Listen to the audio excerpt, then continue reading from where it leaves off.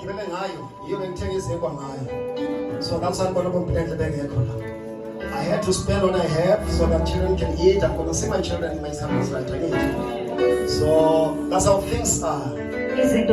So I bless the giving that it was just done now. In the name of Jesus. Hallelujah. Amen.